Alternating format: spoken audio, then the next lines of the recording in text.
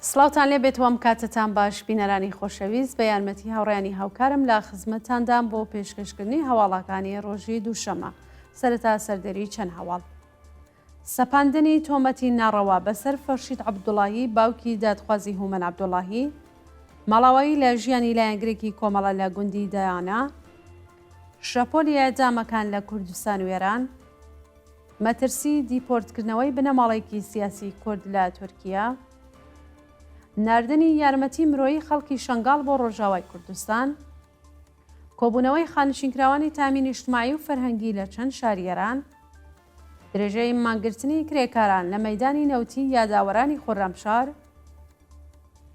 زەرمەندبوونی بەرهەمهێنەران بەهۆی بڕینی کارەبا و سۆنامی شێرپەنجە لە ئێران.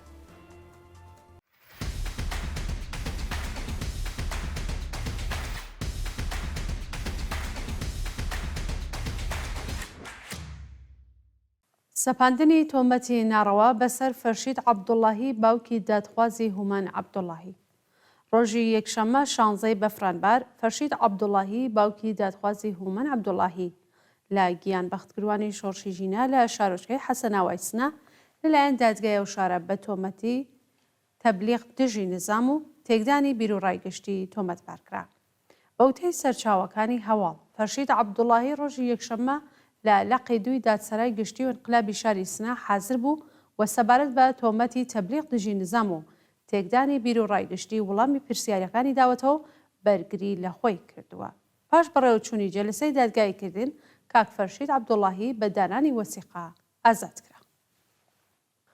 ماڵاوایی لە ژیانی لایەنگرێکی کۆمەڵە لە گوندی دایانە. زۆر بەداخەوە ئەمڕۆ دووشەممە 16 بەفرانباری 1403 هەتاوی یەکێک لە لایەنگرانی کۆمەڵە و حزبی کۆمونیستی ئێران کاک محەممەد موراد زەمانی دایانە لە تەمەنی 72 ساڵیدا بۆ هەمیشە ماڵاوایی لە ژیان کرد. کاک محەممەد موراد کەسایەتێکی ناسرا و زەحمەتکێش و کرێکارێکی وشیار بوو. کاک محەممەد موراد لە ساڵی 1360 هەتاوی بەدەیان جار بەهۆی ئەوەی کە برایەک و کوڕەمامێکی لە ناو ڕیزەکانی هێزی پێشمەرگەی کۆمەڵەدا بوون زیندانی و ئەشکەنجەکرا بوو. لە ساڵی 1364 هەتاوی لەگەڵ بنەماڵەی مامی لە گوندی دایانە ناچار بە کۆچی زۆرە ملێکران کە بەهۆی خۆڕاگری خەڵکی گوندەکە پاشەکشێ بە سپای پاسداران کرا و دووبارە کاک محەممەد و بنەماڵەی مامی توانیان لە گوندی دایانە نیشتەجێ ببنەوە.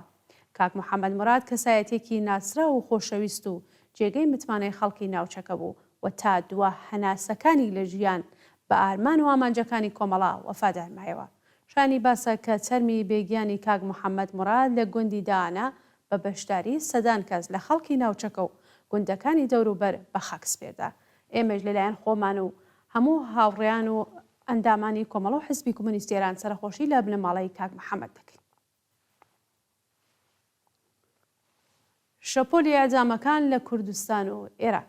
لە ڕۆژانی ڕابردوودا حکمی ئەعدامی 8 بەندکرا و لە زیندانەکانی کرماشان، هەمەدان، تایباد و شیراز بە تۆمەتەکانی پەیوەندیدار بە مادەی هۆشبەر و کوشتنی بە ئەنقاست جێبەجێکراوە. بەپێی راپۆرتەکان، دوو بەندکراو بە ناوەکانی مەیسام فەرهادی و ڕەزا بەختیاری لە زیندانی دێزڵاوای کرماشان بە تۆمەتی کوشتنی بە ئەنقاست لە سێدارەدراون.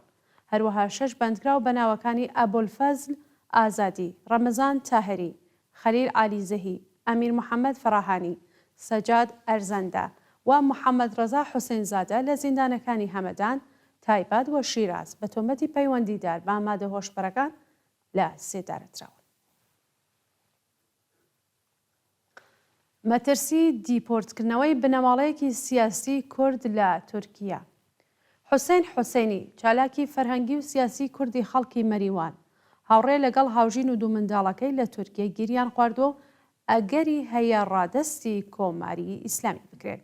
حوسێن حوسێنی ساڵی 98 هەتاوی بەهۆی گوشارەکانی ئیدارەی ئیطلاعات ناچار بە کۆچکردن بۆ هەرێمی کوردستان بوو. ناوبرا و هاوڕێ لەگەڵ بنەماڵەکەی بە مەبەستی گەیشتن بە ئەوروپا چوەتە تورکیا و لەوێدا دەست بەسەرکران. ئەو بنەماڵە کوردە لە دۆخێکی سەختدا لە کەمپی مغەڵا گیریان ڕاگیرا بوون. بەڵام لە ڕۆژانی ڕابردوودا ڕەوانەی دنیزلی کراون. نەسرین خۆشنەواز، هاوژینی حوسێن حسێنی نەخۆشی مەعدە و سیستمی گەوارشی هەیە، بەڵام لە دەستڕاگەیشتن بە دەرمان بێبەشە و پێویستی بە یارمەتی ڕێکخراوەکانی مافی مرۆڤ هەیە. ناردنی یارمەتی مرۆیی خەڵکی شەنگاڵ بۆ ڕۆژاوای کوردستان. ڕۆژی یەکشەمە 16 بەفرانبار خەڵکی شەنگاڵ کاروانێک لە یارمەتی مرۆییان بۆ ئاوارەکانی ئافرین و شەهبا لە ڕۆژاوای کوردستان نارد.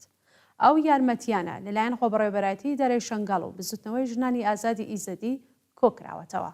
تا ئێستا 12 بار هەڵگر یارمەتی مرۆیی کۆکراوەتەوە و دەوڵەتی عێراق ڕێگەی بەچوونە دەرەوەی 3 کامیۆن داوە. بەرپرسانی دەوڵەتی عێراق بەڵێنیان داوە هەموو کاروانەکە لە ڕۆژانی داهاتوودا بەرەو ڕۆژاوای کوردستان بەڕێ بکەن تا بەدەست ئاوارەکانی ئافرین و شەهبا بگات. کۆبوونەوەی خانشینکراوانی تامینی نیشتیمایی و فەرهەنگی لە چەند شاری ئێران.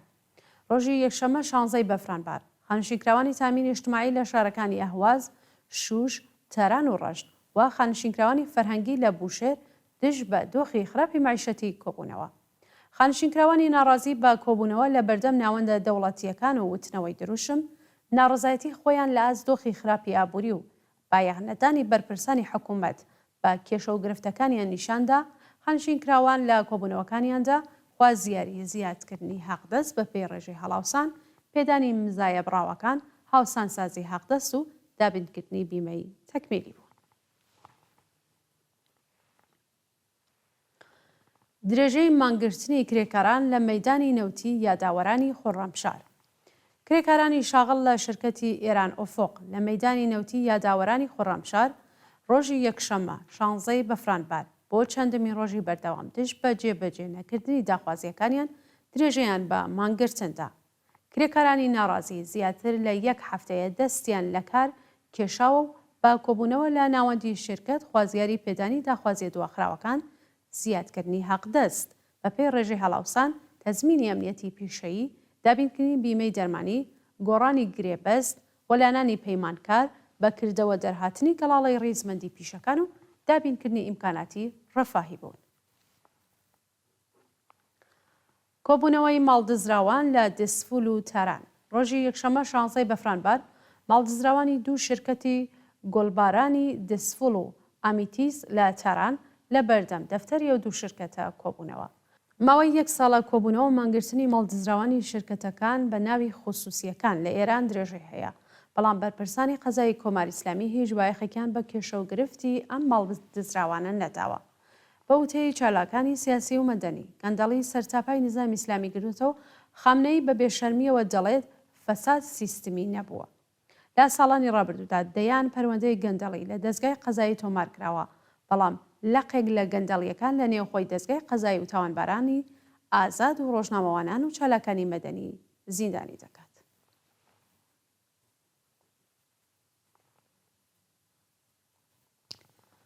زەرمەندبوونی بەرهەمهێنەران بەهۆی بڕینی کارەبا. بەپێی ئەو ڤیددیوانەی لە تۆڕە کۆمەڵایەتیەکان بڵاو کراوەتەوە، کارگا پەلەوەری و نانەوەخانەکان بەهۆی بڕینی بەردەوامی کارەبا تووشی زیانی زۆر بوون و هیچ بەرپرسێکی ڕژیم قەرەبووی زیانەکانیان ناکاتەوە. بەدەیان کێڵگەی پەلەوەری بەهۆی نەبوونی بەرق زەرمەند بوون و هەزاران مریشکیان لە ناوچووە. خاوەن کێڵگەکان چەندین جار سەردانی ناوەندە پەیوەندیدارەکانیان کردووە، بەڵام هیچ وڵامێکیان وەرنەکردووە. زیان دیتوان داوای قەرەبووکردنەوەی خەسارەکان دەکەن و دەڵێن ئەگەر حکوومەت کێشەکانیان چارەسەر ناکات ناچار دەبن کارگاکانیان جابخەن. لەلایەکی دیکەوە دەیان نانەوەخانە بەهۆی بڕانی بەردەوامی کارەبا تووشی زیان بوون و ژمارەیەکیان هەویرەکانیان لە بەردەم ناوەندە دەوڵەتیەکان ڕژاندووە و دژ بە بەرپرسانی ڕژیم دروشمیان وتوەتەوە. گیان لە دەستان و برینداربوونی 7 کرێکار لە عەسەلویە، تەوریز و مەحەلات. ڕۆژی یەکشەمە 16 بەفرانبار بەهۆی نەبوونی ئیمنی شوێنی کار 2 کرێکار لە تەورێز و مەحەلات گیانیان لە دەستا و 5 کرێکار لە عەسەلویە بریندار بوون. بەپێی راپۆرتەکان کرێکارێکی شاغڵ لە کارخانەی بەردبڕی مەحەلات بەهۆی بەربوونەوەی بەرد بەسەریدا گیانی لە دەستاوە.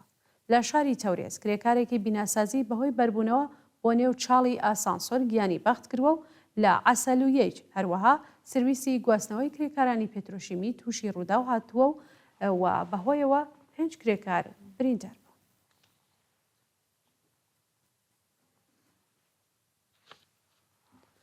هەڕەشەی دادستانی و ئیتلاعاتی هۆرموزگان لە بەڕێوەبەرانی فستیڤاڵی خاجەعەتە.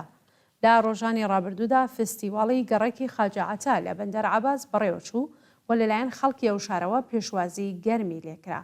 پێشتر هەندێک لە کۆنەپەرستانی ڕژیمی سەرکوتگەری ئیسلامی سەبارەت بە بەڕێوەچوونی ئەو فستیڤالە هۆشداریاندا بوو، بەڵام چالاکانی مەدەنی بەندەر عەباس فستیڤالەکەیان بە جوانی بەڕێوە برد و لەلایەن خەڵکەوە بەتایبەت ژنان پێشوازی گەرمی لێکرا. بەدوای ئەو فستیڤالە سێدادی ئەمری بە معروفی بەندەر عەباس ئیدارەی ئیطلاعات و دادستانی ئەو شارە فستیڤالەکان بە پەرەپێدەری بێڕەوشتی و فەحشا تۆمەتبار کرد و هەڕەشەی توندیان لە کاربەدەستانی کردووە. و دوا هەواڵ سەبارەتە بە سۆنامی شێرپەنجە یا سەرەتان لە ئێران. ڕۆژی دووشەمە 17 بەفرانبار ئیرەج خسرۆنیە سەرۆکی کۆمەلگای پزیشکەکانی پسپۆڕی ئێران لە بەرنامەیەکی تەلەڤیزیۆنیدا ڕایگەیاند ئاماری تووشبوانی شێرپەنجە لە ئێران شوکهێنەر و لە هەر 5 هاوڵاتی تەمەن ژێر 50 ساڵ شارۆمەندێک بەو نەخۆشیە تووش بووە. لە ساڵی ڕابردوو لە هەر 10 کەسی تەمەن ژێر 50 ساڵ 1 کەس تووشی نەخۆشی شێرپەنجە دەبوو. بەڵام ئەمساڵ ئامارەکە چووەتە سەرەوە و لە هەر 5 کەسی تەمەن ژێر 50 ساڵ 1 کەس تووشی شێرپەنجە بووە. سەرۆکی کۆمەڵگای پزیشکانی ئێران پیسبوونی هەوای بە هۆکاری سەرەکی چوونە سەرەوەی ئاماری تووشبوانی نەخۆشی شێرپەنجە زانی و ڕایگەیان ناستانداربوونی مادە خۆراکیەکان، هەژاری بنەماڵەکان و کەم خۆراکی، نەبوونی ئاوی پاک و دەستڕانەگەیشتن بە دەرمان هۆکاری دیکەی تووشبوون بە شێرپەنجەیە کە حکوومەت هیچ هەنگاوێکی بۆ چارەسەرکردنیان هەڵ نەگرتووە. بینەرانی خۆشەویست، هەواڵەکانی ڕۆژی دووشەممەتان پێشکەشکرا. شاد بشین.